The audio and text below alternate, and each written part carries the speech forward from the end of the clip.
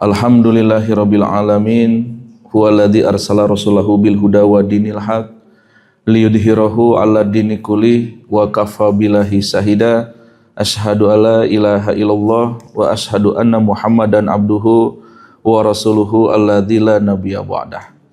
Ibu bapak yang sama-sama harapan ridha Allah, setelah sekian lama terjeda kajian tentang sejarah Yahudi dari masa ke masa, insya Allah kita sekarang akan mulai masuk lagi, yaitu di era Rasulullah Shallallahu Alaihi Wasallam. Karena terakhir kita sudah membahas Yahudi di era Nabi Isa alaihi salam, sampai bagaimana terakhir terjadi kasus pensaliban yang menurut pemahaman dan juga kepercayaan orang-orang Yahudi dan Nasrani, diantaranya meyakini bahwasanya Nabi Isa telah disalib, tetapi ada sebahagian yang tetap meragukan, seperti yang Allah firmankan di dalam surat Al-Baqarah.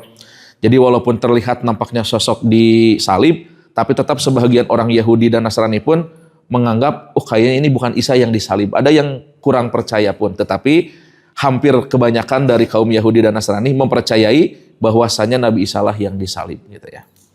Nah, sebelum kita membahas di periodisasi Nabi Muhammad, maka perlu kita ketahui dulu, jadi dari Nabi Isa kepada Nabi Muhammad itu ada jeda yang cukup panjang, kurang lebih sekitar 570 tahun lamanya gitu. Nah, 500 tahun ini disebut dengan masa fatroh gitu, masa kekosongan dari kenabian. Kenapa disebut masa fatroh? Karena jeda di antara dua nabi. Kalau sekarang Nabi Muhammad sudah tidak ada, jadi bukan masa fatroh lagi, sudah masa kenabian berakhir di masa Rasulullah gitu. Ari masa fatroh mah apa? Jarak dari Nabi Isa ke Nabi Muhammad, nah kekosongan itu disebut masa fatroh. Ari Rasulullah tos teu aya mah tidak akan ada nabi lagi, maka sudah bukan disebut lagi masa fatroh gitu ya. Nah, makanya pada kesempatan hari ini kita akan membahas migrasi Yahudi ke Madinah. Bagaimana sejarahnya orang-orang Yahudi nu tadina aya di Palestina, kenapa bisa ada di Madinah gitu. Nah, itu yang akan kita bahas. Jadi kan tidak sekonyong-konyong Yahudi ujug-ujug aya di Madinah, tidak. Itu ada sejarah yang melatar belakangi kenapa sampai orang-orang Yahudi bisa tiba di Madinah. Bahkan di Madinah ada 3 suku besar Yahudi yang bisa menguasai Madinah pada saat itu. Sebelum kita berbicara itu pula perlu disampaikan, karena memang sudah terlihat hadis-hadis yang berkaitan dengan akhir zaman di saat ini sudah mulai nampak dan terlihat. Apalagi kasus pemboman, pembunuhan, kemudian tragedi pembunuhan massal di Palestina, yang seolah-olah bangsa Israel itu boleh melakukan hal yang sangat yang dilarang oleh dunia, tetapi dia sangat dengan senang melakukan itu dan tidak ada yang berani yang melarang satupun, walaupun demo sudah dilakukan di mana-mana gitu. Bahkan negara yang disebut sebagai negara terkuat pun, Amerika yang memiliki PBB, tidak berani menghentikan Israel gitu. Nah, justru mengawali dari sejarah Yahudi inilah kita nanti akan mengenal sebetulnya Amerika itu siapa, kemudian Israel itu siapa. Bahkan hatta Iran sekalipun yang sekarang membantu Israel, siapa sebetulnya Iran itu gitu. Bahkan saya pun kaget di daerah saya, Pak, di Kecamatan Buah Batu, tidak sedikit orang-orang yang kagum kepada Iran. Bahkan dia mencari tahu Iran itu backgroundnya adalah Syiah. Bahkan sampai ada orang kagum, hayang Abu Syiah ya, orang Sunni macam Abu Khawani gitu istilahnya. Apalah perlu Bapak ketahui, Iran menyerang Israel itu merupakan bagian daripada skenario yang memang sudah diciptakan oleh para pemimpin Yahudi gitu. Jadi Bapak jangan kaget, sebelum terjadi kejadian Israel yang sekarang itu di Palestina, pernah ada berita besar kan Amerika ribut dengan Rusia gitu ya. Padahal Amerika jeung Rusia teh boga nanti orang Yahudi kan sarua gitu. Hanya diciptakan skenario yang dimana menurut orang Yahudi, nu penting mah orang menang untung kan bae barudak parasea mah gitu intina mah. Jadi Amerika anaknya Yahudi, Rusia masih anaknya pula. Bahkan nanti akan ada sejarah yang membuktikan bahwasanya ajaran komunis pun itu lahir dari orang Yahudi gitu. Jadi ajaran komunis tidak berdiri dengan sendirinya, itu semua sudah by design gitu. Desainnya bukan desain kecil lagi, tetapi the great atau the grand design, itu desain yang memang cukup besar. Bahkan mencakup kehidupan yang berada di alam dunia ini. Sampai terhadap dunia pendidikan, dunia politik, bangsa Yahudi ini sudah sangat menguasai sekali. Nah, hanya nanti yang akan kita bahas itu adalah apakah orang-orang Yahudi yang saat ini ada atau yang disebut dengan bangsa Israel, apakah Yahudi yang dibesarkan oleh Al-Quran atau bukan? Nah, itu yang kita bahas juga. Yang pernah saya bahas di ahad-ahad yang telah lalu, saya pernah mengungkapkan bahwasannya Yahudi asli itu dia adalah keturunan dari Nabi Yakub alaihi salam, yang dimana Nabi Yakub punya 12 orang anak. Ke-12 orang anak inilah yang menjadi tonggak sejarah kenapa bangsa Yahudi disebut dengan 12 suku Yahudi, diambil dari keturunan anak-anak Nabi Yakub alaihi salam. Nah, tetapi sejarah berkata lain. Ada sejarawan termasuk di Eropa itu ketika mengkaji tentang suku-suku atau keturunan-keturunan Yahudi dari Nabi Yakub, tapi ternyata lahir ada suku di luar dari Nabi Yakub, tetapi dia beragama Yahudi. Ya siga bapak kan bapak beragama Islam, tapi kan lain orang Arab, sasiga gitu. Nah, ada orang Yahudi juga yang dia ismenya sudah isme Yahudi, tapi bukan keturunan dari Nabi Yakub alaihi salam. Maka disebutnya di dalam bukunya itu adalah the 13 tribe, suku ke-13 bangsa Yahudi. Nah, ini. Makanya kalimat walang tardo ankal Yahudu mungkin bisa beberapa makna. Bisa Yahudi dari keturunan Nabi Yakub atau orang yang berismekan Yahudi tapi bukan keturunan dari Nabi Yakub alaihi salam. Wallahu a'lam bishawab. Ya, kita hanya akan mencoba menyampaikan fakta-fakta berdasarkan buku yang telah dibaca. Da abdi mah sanes sejarawan ya panya. Aya sejarawan pada kudu mengkaji indit ka daerahna dengan beberapa ahli. Dan biayanya pun cukup besar. Kita hanya mengutip dari kitab-kitab yang kita anggap rujukannya baik dan benar. Penulisnya pun bisa dipertanggungjawabkan. Dan memang beliau adalah seorang sejarawan. Nah, kita hanya mengutip ungkapan-ungkapan ilmu yang telah dibuat oleh para ulama tersebut gitu. Nah, itu ya Pak ya, nanti insya Allah mungkin di beberapa pertemuan ke depan kita akan membahas tentang masalah ya perselisihan Iran yang kenapa sekarang berselisih dengan Israel atau dengan Zionis meniwawanianannya gitu, kita Iran gitu. Bahkan dulu banyak yang salah sangka di tahun 1980 dikiranya bangkitnya Republik Iran itu adalah kejayaan Islam. Ternyata bukan. Yang pertama kali ngeh terhadap kebangkitan di Iran itu adalah bukan kebangkitan Islam. Yang pertama adalah Buya Hamka. Buya Hamka itu mantan ketua MUI pertama. Kemudian salah satu guru besar dari Persis, Ustadz Abdurrahman. Dia memahami apa yang terjadi pergejolakan di Iran itu bukan revolusi Islam, tetapi itu revolusi Syiah. Mereka sudah paham pergerakannya. Makanya banyak santri-santri yang di Indonesia yang mengikuti alur sejarah di Timur Tengah, banyak yang mengikuti jadi orang-orang Syiah karena kagum terhadap Khomeini gitu. Nah, terjauh juga ayeuna ningali Iran negara leutik anu wani nyerang Israel, no lain macara ricing, maka banyak orang yang kagum. Daripada jeung Sunni cicing wae kawani, mending gabung jeung Iran we cenah gede kawani kayak gitu aja. Padahal sudah jelas akidahnya melenceng. Nah, itu sudah by design, insyaallah akan kita bahas, tapi tetap lamun langsung ngabahas kalau langsung membahas itu ada hal-hal yang terputus. Makanya kita sebelum membahas tentang Iran, Israel, kenapa kita harus membahas dulu dari awal, termasuk salah satunya adalah milah Ibrahim, karena di sana kan Allah berjanji kepada Nabi Ibrahim itu gitu. Makanya kenapa Nabi Ibrahim sampai disebut sebagai penghulu para nabi. Nyapanya sok sana aja nabi pertama Nabi Adam, tapi tetap saja yang disebut penghulu para nabi adalah Nabi Ibrahim. Ari Nabi Adam mah bapaknya manusia gitu. Nah, ini. Nah, insya Allah untuk kesempatan hari ini kita akan membahas dulu tentang masalah orang-orang Yahudi. Kenapa sih sampai pindah ke Madinah? Padahal asalnya mereka kebanyakan 80% orang-orang Yahudi tinggal di Palestina, dan sisanya di mana Pak? Sisanya kan di Mesir. Waktu Eksodus Nabi Musa itu, ya, Nabi Musa menyelamatkan bangsa Yahudi dari kecaman Firaun, hampir 50% bangsa Yahudi tidak ikut Eksodus dengan Nabi Musa balik ke Palestina. Karena tantangannya yang cukup berat, hanya 600.000 orang yang ikut dengan Nabi Musa pindah dari Mesir balik lagi ke Palestina. Nah, itu pun kan banyak kejadian yang sudah kita jelaskan kemarin, termasuk kejadian Samiri yang menyembah patung anak sapi. Maka Allah harus menghukum orang-orang Yahudi dengan cara bunuh diri. Ada orang-orang Yahudi yang sudah bunuh diri, tapi Nabi Musa meminta kepada Allah, hentikanlah hukuman ini, kalau tidak Bani Israel bisa beak gitu. Dan Allah mengabulkan doa Nabi Musa alaihissalam. Ya, kemudian terakhir kemarin di periode Nabi Isa, ternyata Nabi Isa pun sang juru selamat itu tetap dikhianati oleh bangsa Yahudi. Makanya wajar Allah mengungkapkan dengan ungkapan ghairil maghdubi alaihim waladdallin.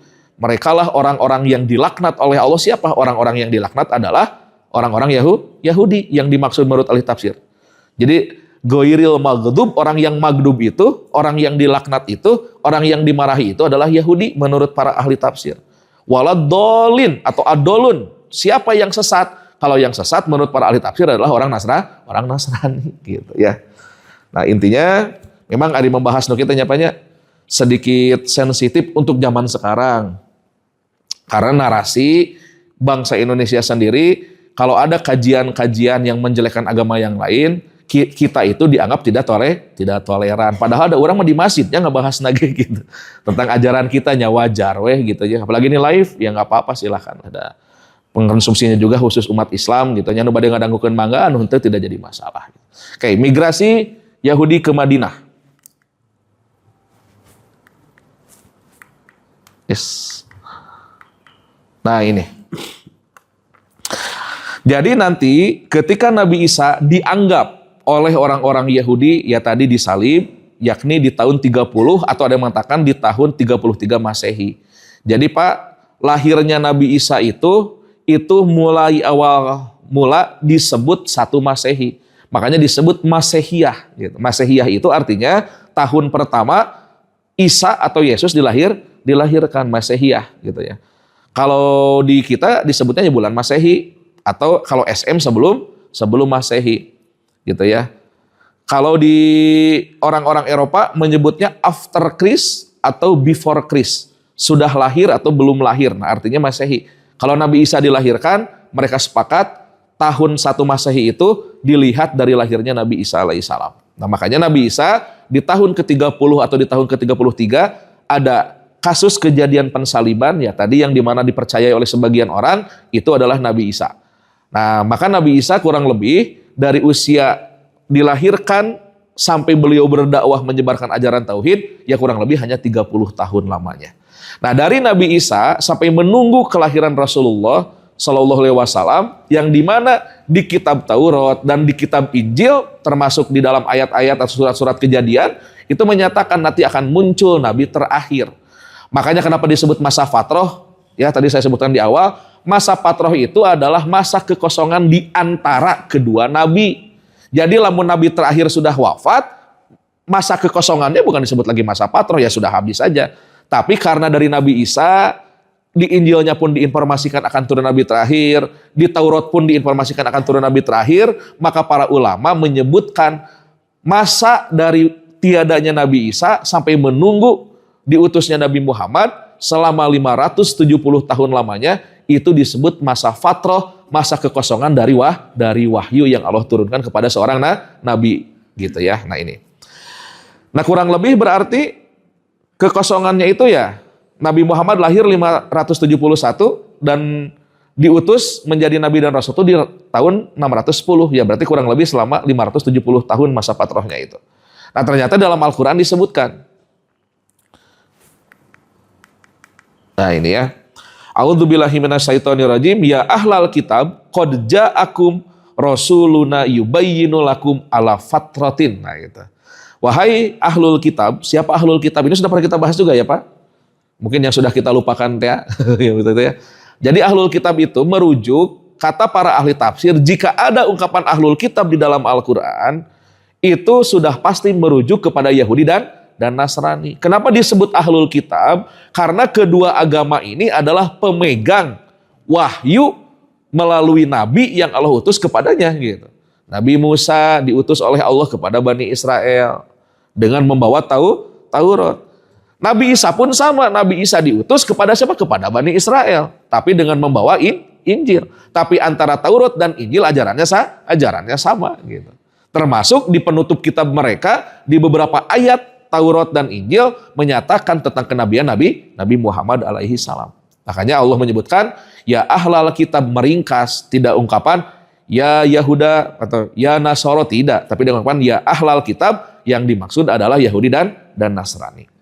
Qad ja'akum sungguh telah datang kepada kalian rasuluna nabi kepada kami yubayyinu lakum yang telah menjelaskan kepada kamu tentang syariat Islam ala fatratin ketika fatroh atau terputus masa kenabian.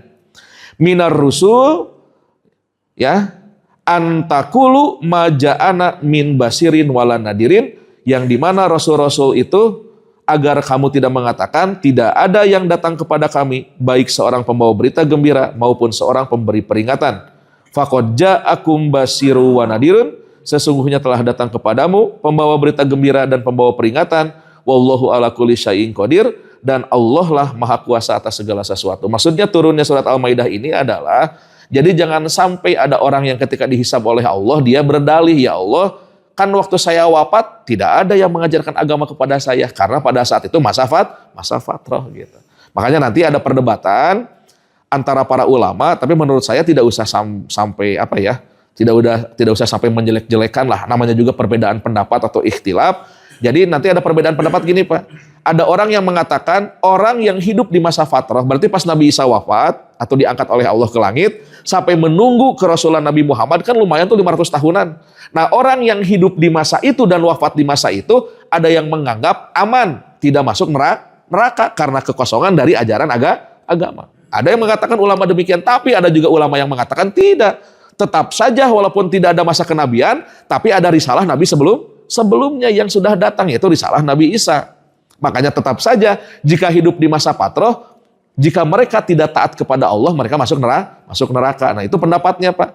Jadi bagi kita mah nggak usah ribut lah ya. Sekarang mikirin diri kita aja, kita mau celaka atau mau selamat gitu kan. Daripada mikiran anu enggeus kejadian eta mah. Kan sampai ribut di YouTube itu.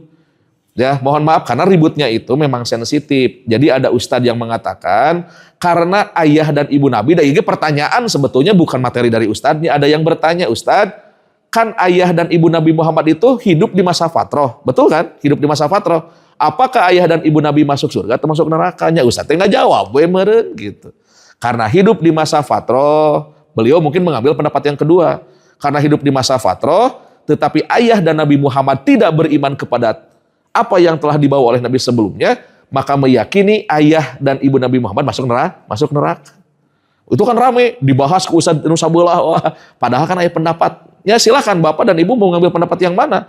Mau meyakini masa fatrah itu masa keselamatan bagi orang yang hidup di dalamnya, atau tetap dia celaka jika dia tidak beriman kepada ajaran Nabi sebelumnya. Namin lagi pendapatnya, kita tidak bisa membenarkan keduanya, tidak bisa menyalahkan keduanya. Itu mah tinggal Bapak yakina anu mana gitu. Itu yang pertama. Kemudian yang kedua, kita harus mengambil sikap. Apakah kita mau hidup seperti orang di masa fatrah atau orang yang mau hidup di masa Nabi Muhammad? Kan simpel ya. Orang-orang yang terdahulu cukup menjadi sejarah dan pengetahuan buat kita kalau kita tidak boleh seperti itu. Ya mah ribut anu atas gitunya, ya udahlah. Namanya juga perbedaan pendapat, tidak bisa dibenarkan dan tidak bisa disalahkan. Nah, ayat ini turun agar memberikan informasi kepada kita. Nah, ini apa ya?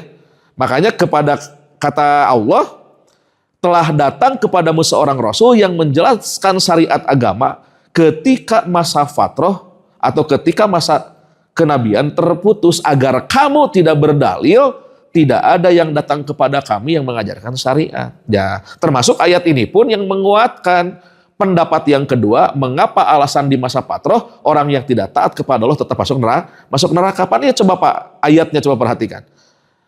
Kata Allah kepada ahlul kitab, sesungguhnya Rasul kami telah datang kepada kamu menjelaskan syariat agama ketika terjadi masa fatrah. Jadi di masa fatrah pun ketika tidak ada Nabi dan Rasul, sesungguhnya ada risalah terakhir, yaitu risalah Nabi Isa.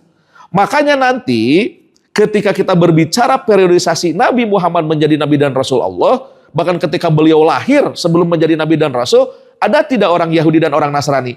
Ada. Makanya ada pamannya siapa? Pamannya Khadijah kan, istri Nabi, seorang pendeta ternama, tapi mengimani kalau Rasulullah adalah Nabi terakhir. Nah itulah buktinya. Kenapa masa fatrah tidak berlaku sebetulnya. Itu hanya pendapat ya, balik lagi. Mengenai tapi sah-sah saja ada yang berpendapat orang yang hidup di masa fatrah dia selamat, mangga itu mah gitu ya. Tapi dalil ini menguatkan salah satu pendapat para ulama, jika di masa fatrah tetap harus beriman kepada Allah Subhanahu wa taala melalui risalah nabi-nabi sebelum Rasulullah. Apa sih masa fatrah itu? Nah ini, secara bahasa fatrah artinya terputus atau lemah. Adapun menurut istilah, fatrah adalah zaman antara dua rasul dan para rasul Allah Subhanahu wa taala. Seperti yang tadi saya jelaskan ya Pak ya. Jadi bukan di nabi terakhir karena kosong, karena sudah wafat, tetapi jarak di antara nabi dan satu dengan nabi yang lain untuk diutus. Ketika terjadi kekosongan, itulah yang disebut dengan fatrah. Dan ahlul fatrah adalah orang-orang yang hidup di zaman fatrah. Syekh Mansur bin Hasan Al-Salman hafizahullah mengatakan, yang benar ahlul fatrah adalah orang yang hidup di antara dua rasul. Tuh, jadi kata Syekh Mansur yang disebut ahlul fatrah itu bukan orang yang hidup di zaman fatrah, tetapi orang yang hidup di antara kedua rasul. Jadi logikanya dia harus jadi orang beriman tetap gitu, walaupun di masa fatrah gitu ya. Kemudian rasul yang pertama tidak diutus kepada mereka, yakni dakwahnya tidak sampai kepada masa hidup mereka, dan mereka belum menemui rasul yang kedua. Kalimat fatrah dalam ayat di atas adalah zaman sesudah Nabi Isa alaihissalam dan sebelum Nabi Muhammad diutus, sebagaimana dikatakan oleh para ulama ahli tafsir. Nah ini yang menjadikan dalil para ulama yang pertama, karena ahli fatrah itu kosong dari kenabian, maka mereka punya hak untuk naik banding ketika dihisab oleh Allah Subhanahu wa taala. Dan itu ada dalilnya. Ketika mereka masuk neraka, mereka naik banding kepada Allah, ya Allah kami memang nggak diajarkan agama. Kemudian di dalam hadis itu dinyatakan tiba-tiba api yang membakar mereka menjadi dingin. Wallahu a'lam bishawab. Itu mau urusan Allah bentuk itu. Nah, jarak masa antara waktu satu nabi dengan nabi yang lain cukuplah sangat jauh. Jarak waktu yang cukup lama ini menyebabkan terjadinya perubahan kitab-kitab suci mereka. Bani Israel yang tidak taat kepada nabinya dengan sangat mudah mengubah isi kandungan kitab suci. Misalkan Taurat dan Injil diubah oleh Bani Israel karena terlalu lama jaraknya antara satu nabi dengan nabi yang lain. Jadi jarak di Nabi Isa ke Nabi Muhammad 500 tahun teh caket karena jarak yang lain berabad-abad jaraknya gitu. Makanya kenapa Taurat dirubah, kenapa Injil dirubah, geus teu kuateun ngajalankeun ajaran Allah, dirubah sesuai hawa nafsu mereka gitu ya. Nah,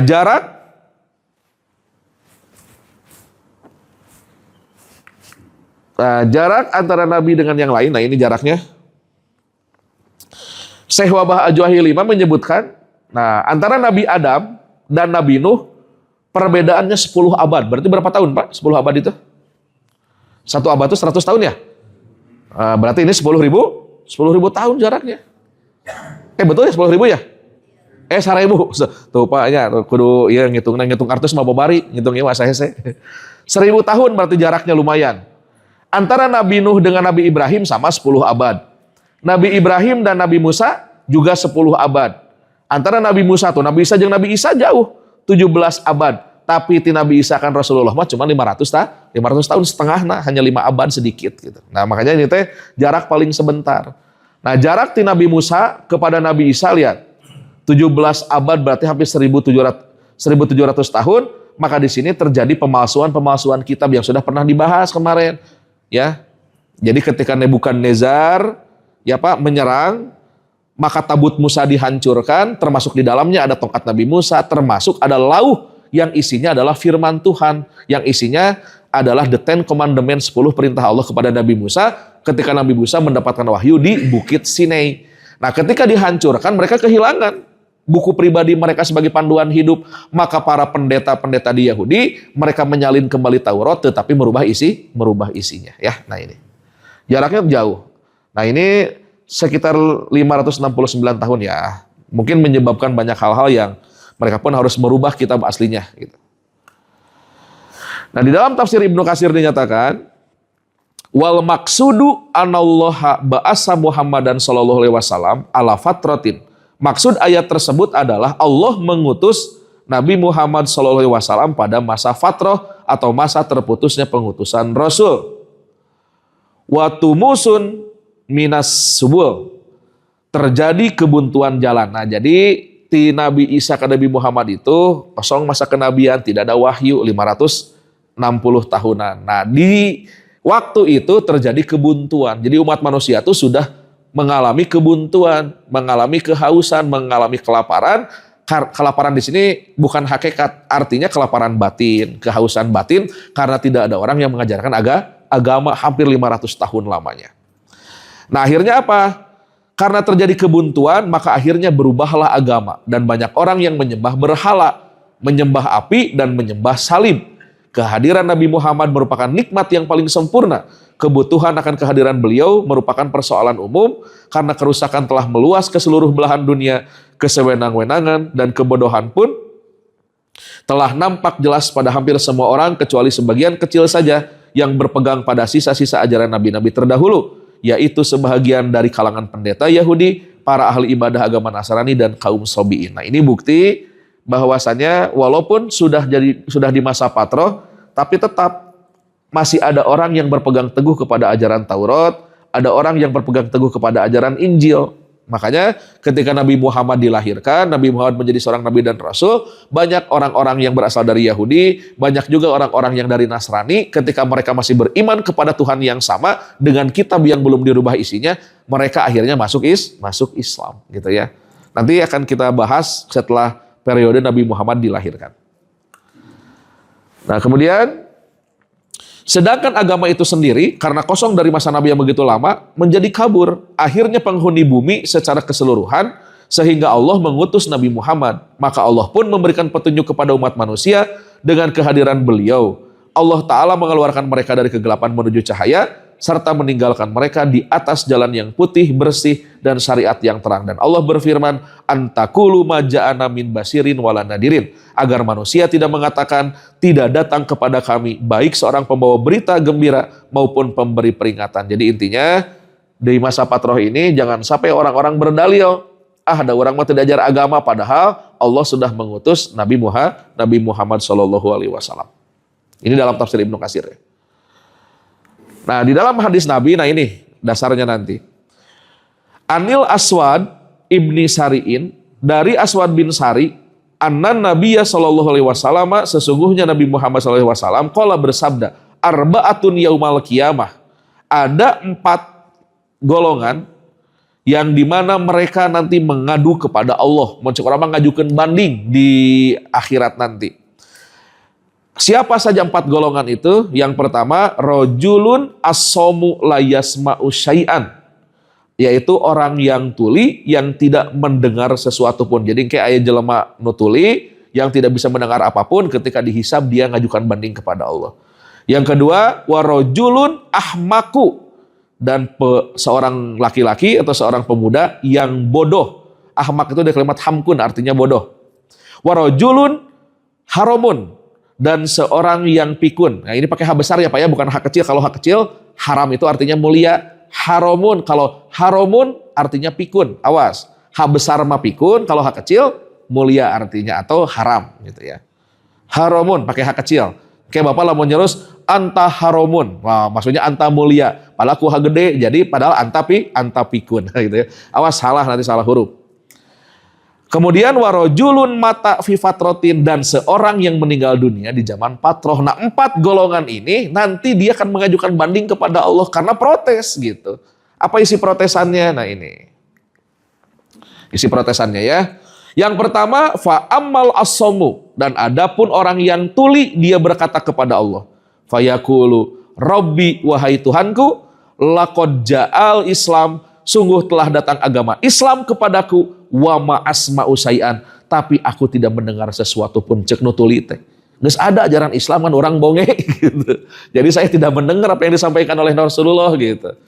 Ya, itu. Kemudian yang kedua, wa ammal ahmaku, dan adapun orang yang bodoh, fayaqulu rabbi, dia berkata kepada Tuhannya, rabbi, wahai Tuhanku, laqad ja'al Islam, telah datang agama Islam, wasibiyanu yahdifunani bil ba'ri, dan adapun ketika Islam datang kepadaku, sedangkan anak-anak kecil merempariku dengan kotoran binatang. Artinya, lamorek diajar agama teh, saya tuh dihina. Salah satu bentuk penghinaannya adalah sering banyak anak-anak yang melemparku dengan kotoran. Jadi Bapak zaman dulu tuh tidak mudah belajar Islam ya. Belajar Islam tuh sungguh sangat sulit, apalagi nanti di zaman Rasulullah termasuk. Bagaimana Sumayyah kan dengan suaminya yang seorang budak dulunya, karena berasalkan dari kasta yang paling bawah, begitu masuk Islam harus menyembunyikan keislamannya, belum berani pada saat itu. Tapi setelah ketahuan oleh bangsa Quraisy kalau Sumayyah dan suaminya termasuk anaknya Ammar, jadi Sumayyah menikahi Yasir, punya anak namanya Ammar bin Yasir. Nah, ketiga keluarga ini, 3 orang ini begitu ketahuan masuk Islam, itu tiap hari disiksa, Pak, oleh orang-orang kafir Quraisy itu. Disiksa, diseret dari rumahnya itu. Dipoe di tengah padang pasir. Sampai puncaknya adalah pembunuhan Yasir dan juga Sumayyah. Kalau Ammar tidak dibunuh pada saat itu. Ammar mah nanti wafat pada saat Ali bin Abi Thalib menjadi khalifah. Ammar itu wafatnya itu. Nah, Sumayyah itu adalah wanita Sahidah pertama yang dibunuh oleh orang-orang kafir Quraisy agar dia kembali murtad. Karena tidak mau murtad, tetap memilih ajaran Allah, Sumayyah tetap mengatakan ahad, ahad. Akhirnya Sumayyah dibunuh, mohon maaf, dengan ditusuk kemaluannya oleh tombak. Gitu. Ditusuknya itu. Barijeng dipoe di tengah padang pasir. Begitupun dengan Yasir, disiksa habis-habisan. Apa yang terjadi pada Nabi? Nabi yang pada saat itu belum punya kekuatan besar, Nabi hanya bisa mengintip dan menangis dan berdoa kepada Allah. Setiap beres disiksa apa sebelum dibunuh, mereka begitu masuk waktu sore dipulangkan lagi ke rumah. Nabi hanya bisa datang, wahai Ammar, wahai Yasir, wahai Sumayyah, maaf saya yang belum memiliki apapun, kata Nabi. Tapi bersabarlah. Sesungguhnya bagi kalian adalah surga. Sakit tuh Nabi mah, Pak. Meureun lamun urangnya apanya aral kan Nabi bakal ngambek, ari Nabi tuh lain ngabantuan kaduhung abus Islam gitu kan. Tidak, tapi Sumayyah, Ammar dan juga Yasir serta keluarga pasrah. Memang itu mungkin ujian skenario dari Allah, memeluk Islam itu terlalu berat pada saat itu. Akhirnya Nabi hanya berdoa kepada Allah, ya Allah ringankanlah gitu. Nah, akhirnya puncaknya pada saat mereka disuruh murtad tidak mau, ya akhirnya terjadilah pembunuhan. Sumayyah dan Yasir dibunuh, tetapi Ammar itu tidak dibunuh anaknya karena masih kecil kalau tidak salah alasannya itu. Nah itu Pak, jadi berat. Nah seperti ini mah hanya baru dilempari kotoran gitu. Jadi diajar Islam teh, wah di baladogan kutai, weh gitunya. Sok bapak aya nu naik anu lumpat ka dieu di baladogan kutai pan teu aya. Matak teu berat zaman ayeuna mah rek ngaji masih dibuka. Asal kantun kahoyong hungkul, punya kemauan, punya kekuatan. Matak saur Imam Syafi'i yang pernah saya sampaikan, ya akhi lantanalal ilma ila bisitatin. Lamun hayang boga ilmu wahai saudaraku, harus ada 6 perkara pada diri kamu kan gitu. Zakaun, wahirsun, wajtihadun gitu kan. Wasuhbatul ustad, wabulgotun, watulul zaman. Itu kata Imam Syafi'i ada 6 syarat kalau kita ingin jadi ilmu. Harus cerdas, harus semangat, harus istihad, harus suhbatul ustad, harus mendekati ustad. Ya, lain dengan bukan mendekati orang kaya, mendekat dengan ustad.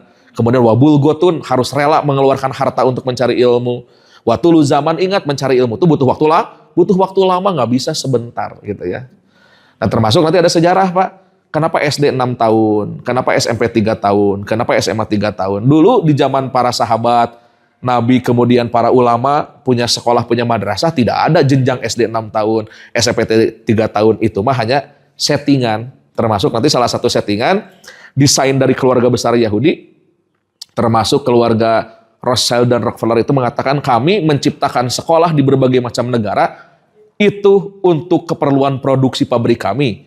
Maka kurikulum yang diciptakan di negara-negara termasuk Indonesia yang pernah dijajah, kurikulumnya kurikulum sekuler dan liberal yang nanti setelah lulus SMA mereka disiapkan untuk kerja. Makanya di Indonesia kurikulumnya adalah kurikulum karyawan, bukan kurikulum menjadi seorang pengusaha.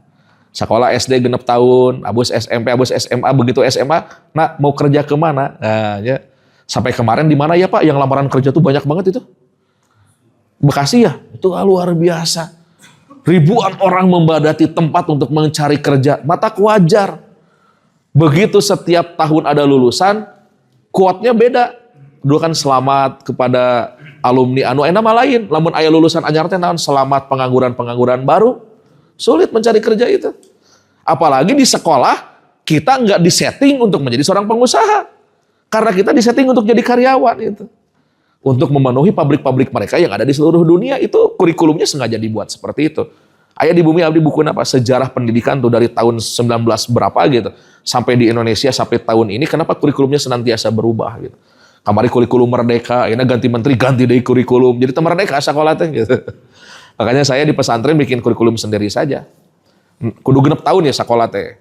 5 tahun pertama ilmu yang dasar saja, nahwu sorof harus dipelajari, ilmu balago harus dikuasai, ilmu mantik harus dikuasai. Kalau 4 ilmu dasar ini sudah dikuasai, dia bisa membuka kitab apapun yang dia mau dan insya Allah dia bisa paham. Kalau 4 ilmu ini nggak bisa dikuasai, dia tidak akan bisa menjadikan Al-Quran sebagai kamus kehidupan, dia tidak akan bisa menjadikan Quran sebagai kamus peradaban. Gitu ya Pak ya. Tapi kalau belajar nahwu sorof, kalau belajar balagoh, kalau belajar mantik, dia akan paham kalau Quran itu adalah benar-benar firman Allah yang nyata. Contoh sedikit ya. Bu, tina kalimat innal insana lafi khusrin. Surat apa itu? Surat Al-Asr ya. Menurut ahli bahasa, kalimat aslinya itu adalah lal insanu fi khusrin. Jadi huruf la-nya itu bukan di lafi tapi di depan lal insanu fi khusrin. Di dalam kajian ilmu nahwu, kalimat la yang nempel di lafi itu asalnya di depan lal insanu, nggak ada ina asalnya. Tapi artinya sama, sungguh manusia dalam keadaan rugi. La di sana disebutnya lamul ibtida, huruf la permulaan yang berarti sungguh. Tapi begitu datang ina sebagai isim ina, maka la harus mengalah. Ina menjadi di depan, jadi inal insana, huruf la yang berada di depan pindah mengalah posisi menempel di fi, jadi lafi. Sejarahnya begitu. Maka huruf lam yang tadinya lamul ibtida disebut dengan al-lamul muzahlaqoh, huruf lam yang mengalah karena ada dua huruf taukid di sana. Sok lamun orang belajar bahasa Arab mau terang sejarahnya teh. Nah, yang menjadi pertanyaan bukan masalah pindah, nakeun ari pindah mah urusan si lamnya. Urusan si ina penduduk baru, si lam penduduk baheula ngelehan jadi pindah. Yang menjadi masalah adalah kenapa Allah menyimpan dua muakid di dalam satu ayat. Ina artinya sungguh, la juga artinya sungguh. Kenapa harus ada di dalam satu ayat dua muakid? Nah, iya mah kajiannya ilmu balagoh. Menurut ilmu balagoh, jika dua muakid ada dalam satu ayat, itu disebut dengan khobar inkari. Naon khobar inkari teh? Ketika Allah menurunkan ayat kepada manusia, manusia adalah penerima khobar dari Allah. Kebanyakan si penerima khobar inkar kepada apa yang Allah firmankan. Tak eta maksud ayat itu. Kalau kita nggak belajar nahwu dan sorab, mau kaguar eta teh Pak. Innal insana lafi khusrin. Sesungguhnya manusia dalam keadaan rugi. Naon maksudna? Ayat Quran nggak punya apa-apa, nggak punya nilai kalau kita hanya baca terjemahnya saja. Tapi kalau belajar nahwu dan sorab, belajar balagoh, belajar mantik, nanti akan terasa kalau Quran benar-benar adalah firman Allah yang disuguhkan kepada Nabi dengan bahasa Arab. Coba aja belajar ya Pak ya. Gitu.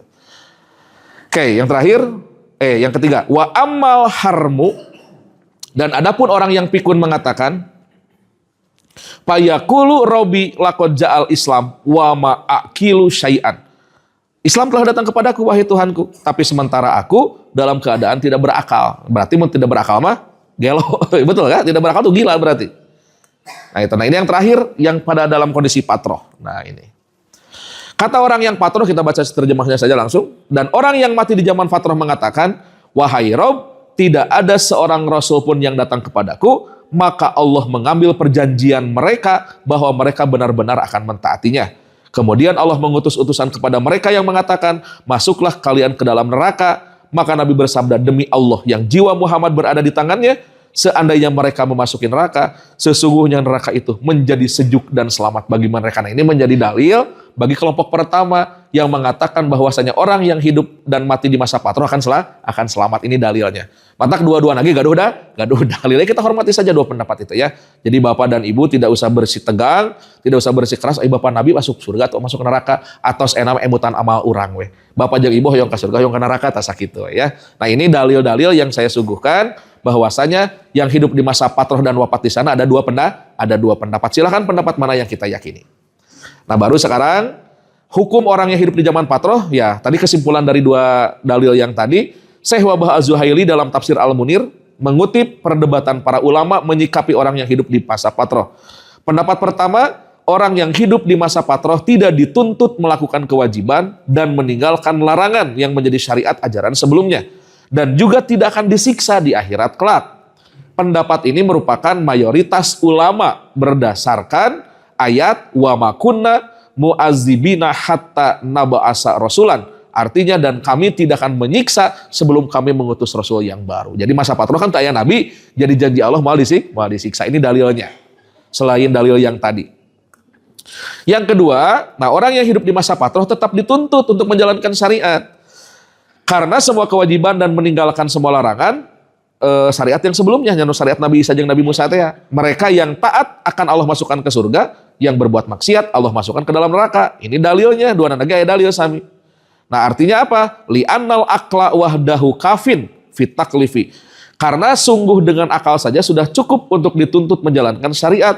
maka orang yang diberi akal wajib baginya berpikir tentang kerajaan langit dan di bumi, merenung dan berpikir tentang penciptaan alam sesuai kadar yang ditunjukkan oleh akal dan ijtihadnya. Dengan demikian ia akan selamat dari siksa. Itulah dua pendapat tentang orang yang hidup dan wafat di zaman fatrah. Nah ini yang terakhir ya, perjalanannya Yahudi menuju Madinah. Dua pendapat, tadi mah di masa patrohnya tuh Pak, jadi tidak ada masa kenabian. Nah sekarang kita akan berbicara kenapa orang-orang Yahudi sampai pindah ke Madinah. Ada dua pendapat. Pendapat yang pertama menurut Ibnul Munzir, beliau mendapatkan dua jalur riwayat dari Sulaiman bin Abdillah bin Hanzalah al-Ghasil radhiyallahu anhu dan dari seorang Quraisy dari Abu Ubaidillah bin Abdillah bin Amr bin Yasir radhiyallahu anhu bahwa ketika Nabi Musa alaihissalam sedang melaksanakan haji, Nabi Musa melaksanakan haji karena haji sudah ada di masa Nabi Ibrahim. Jadi Musa melaksanakan haji. Makanya kenapa Nabi Ibrahim disebut penghulu para nabi, salah satunya ibadah-ibadah yang dilakukan oleh nabi-nabi setelah Nabi Ibrahim, mereka melanjutkan apa yang sudah pernah dilakukan oleh Nabi Ibrahim alaihissalam. Khitan tadi sunat itu pada masa Nabi Ibrahim. Tapi Rasulullah hanya melanjutkan syariat sebelumnya. Nah, begitu Nabi Musa haji, ada beberapa orang Bani Israel yang juga ikut berhaji dengan Nabi Musa. Ketika pulang, mereka mampir ke Madinah. Mereka perhatian dan mereka jumpai karakter kota Madinah itu seperti kota Nabi yang disebutkan di dalam Taurat. Jadi di Tauratnya digambarkan, Pak, nanti akan muncul Nabi terakhir. Tapi itu disebutkan namanya. Kondisi kotanya begini, begini, dan begini. Begitu beres hajian, Nabi Musa dan sebagian orang Bani Israel mampir dulu ke Madinah. Ningali Madinah teh siga ngagambarkeun kota Nabi yang dijanjikan di Taurat. Makanya mereka tidak pulang, tetap tinggal di Madinah. Ini kejadiannya kapan? Ya kejadiannya pas zaman Nabi Musa, berarti sudah cukup lama orang Yahudi tinggal di Madinah gitu ya. Itu pendapat yang pertama. Nah, hingga sebahagian di antara mereka singgah di pasar Koinuko. Nah, maka suku Yahudi terbesar di Madinah namanya suku Yahudi Koinuko yang paling besar itu. Nanti kan ada 3, ada Bani Nadir dan lain sebagainya. Bahkan ada yang kecil-kecilnya nanti banyak. Nah, pendapat yang kedua, ini dari Abu Hurairah, bahwa ketika Bukhtansor berkuasa, Bukhtansor itu Raja Romawi apa ya? Tapi ini menggunakan bahasa Arab, dan membantai Yahudi, banyak di kalangan Yahudi yang menyebar ke berbagai daerah. Mereka jumpai Muhammad telah dinyatakan di dalam Taurat. Dan beliau akan muncul di salah satu daerah Arab yang wilayahnya banyak pohon kurmanya. Ketika mereka keluar dari Syam, mereka melewati semua daerah antara Syam dan Yaman. Ya, antara Syam dan Yaman. Mereka mencari kota yang kriterianya seperti apa yang disebutkan di dalam Taurat itu. Dan mereka berhasil menemukannya. Lalu sebahagian di antara mereka, Bani Harum, ada yang singgah di Yasrib. Dulu namanya bukan Madinah, namanya Yasrib Madinah itu. Disebut Madinah pada saat Nabi itu ya.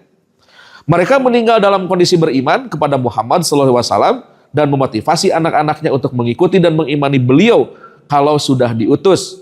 Namun anak keturunannya kafir kepada beliau. Bahkan tidak cukup hanya sebatas ingkar, mereka melakukan upaya pengkhianatan dan merusak perjanjian damai antara kaum muslimin dan Yahudi, padahal Nabi SAW telah memberikan kebebasan kepada mereka untuk tinggal di Madinah dan tidak masuk Islam pun tidak mengapa. Nanti ada perjanjian ya, seperti perjanjian Hudaibiyah dan lain sebagainya banyak sekali.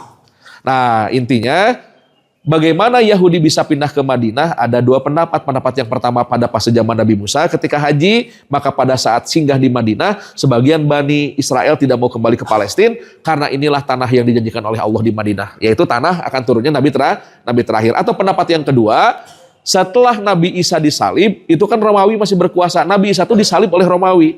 Nah, pada saat Romawi berkuasa, ternyata bangsa Yahudi yang sudah berkhianat kepada Nabi Isa itu pun diburu oleh bangsa Romawi itu.